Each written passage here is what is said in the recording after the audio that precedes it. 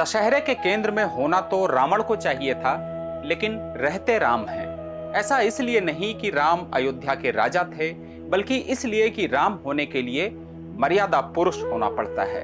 असीम ताकत के धनी होने के बाद भी भगवान राम की नजरें भेद नहीं करती।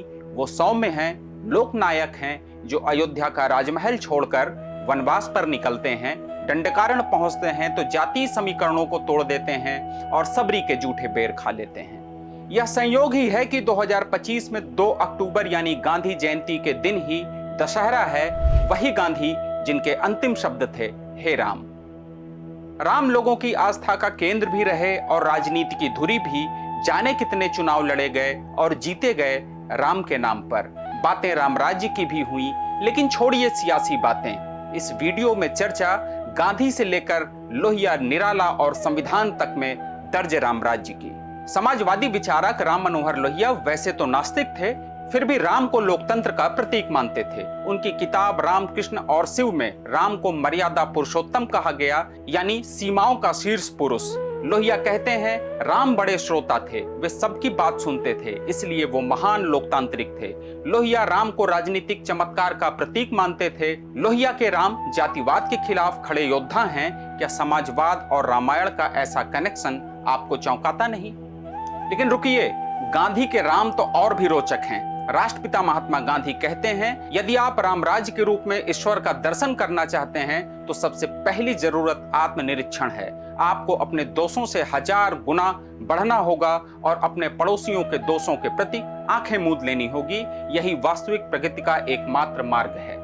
बॉम्बे सर्वोदय मंडल द्वारा संचालित वेबसाइट mkgandhi.org में रामराज्य के बारे में महात्मा गांधी के हवाले से दर्ज है, मेरी कल्पना के राम इस धरती पर रहे हों या नहीं, रामराज्य का प्राचीन आदर्श निसंदेह लोकतंत्र का प्रतीक है, जिसमें सबसे साधारण नागरिक भी बिना किसी जटिल और महंगी प्रक्रिया के शीघ्र न्याय का आश्वासन पा सकता था। गांधी जी कहते हैं, मेरा हिंदू धर्म मुझे सभी धर्मों का सम्मान करना सिखाता है, इसी में रामराज्य का रहस्य छिपा है। और छायावादी युग के महान कवि सूर्यकांत त्रिपाठी निराला राम को लेकर अलग ही नजरिया रखते हैं। उनका लेखन प्रकृति, प्रेम और दार्शनिक गहराई से भरा है, लेकिन जब बात राम की आई तो उन्होंने राम को न सिर्फ देवता के रूप में बल्कि उस इंसान के रूप में देखा जो संदेह करता है, टूटता है, लेकिन फिर उठ खड़ा होता है। उनके सबसे प्रसिद्ध रचना राम की शक्ति पूजा, जो 1936 में लिखी गई एक लंबी कविता है। उनकी कविता का सार कुछ यूं है, रामायण का वह दृश्य जहां राम और रावण का युद्ध चल रहा है, सूरज डूब चुका है, युद्ध का पहला दिन खत्म हो गया है, राम के बाण रावण पर असर नहीं करते। यहाँ निराला जी राम को दिखाते हैं उदास, निराश और अपने भाग्य पर सवाल उठाते हुए। राम कहते हैं, अन्याय जिधर है शक्ति भी उधर है। मतलब अन्याय की तरफ ही ताकत है, क्योंकि रावण जैसे दुष्ट मजबूत लग रहे हैं। यह राम का वह पल है जहां वे देवता नहीं बल्कि एक साधारण इंसान की तरह महसूस करते हैं। वे संशय में हैं, हार की कगार पर खड़े हैं, लेकिन फिर राम शक्ति की पूजा करते हैं, यानी देवी दुर्गा की पूजा करते हैं।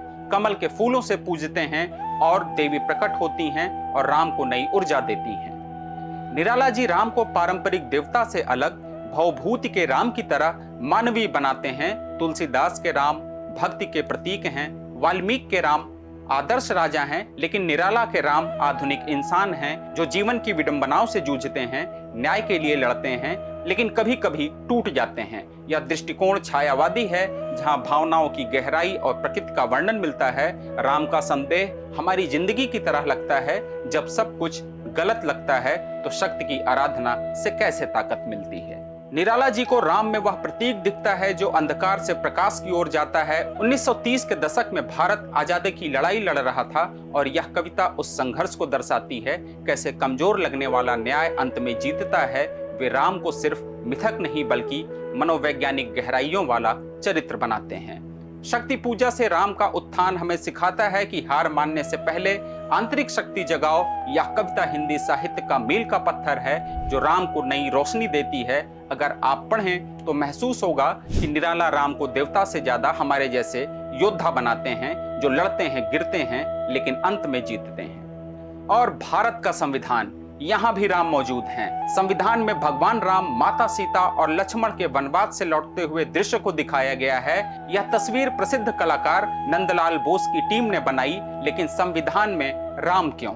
राम राज्य की यह छवि संविधान के मौलिक अधिकारों को मजबूत करती है, न्याय, समानता और धर्म की विजय का प्रतीक है। महात्मा गांधी की प्रेरणा से संविधान के निर्माताओं ने प्राचीन आदर्शों को आधुनिक लोकतंत्र से जोड़ा, ताकि हमारा संविधान सिर्फ कानून बनकर ना रह जाए, बल्कि हमारी आत्मा का आईना भी बने। और घर घर में मौजूद वाल्मीकि और तुलसीदास कृत रामचरितमानस में बताया ही गया है कि राम राज्य में पूर्ण शांति थी, कोई युद्ध या विद्रोह नहीं था, अशांति नहीं थी, लोग निडर होकर अपने जीवन का आनंद लेते थे, प्रजा के बीच कोई भय या असुरक्षा की भावना न थी। आखिर में हमने वाल्मीकि रामायण और तुलसी रामायण का जिक्र इसलिए किया कि आप देखें और तुलना करें कल्पनाओं के राम राज्य से और उन वादों के राम राज्य से जो आपसे किए गए थे। हमारे इस वीडियो को दूसरों को भी शेयर करें, हमारे चैनल को लाइक करें और सब्सक्राइब करें। धन्यवाद।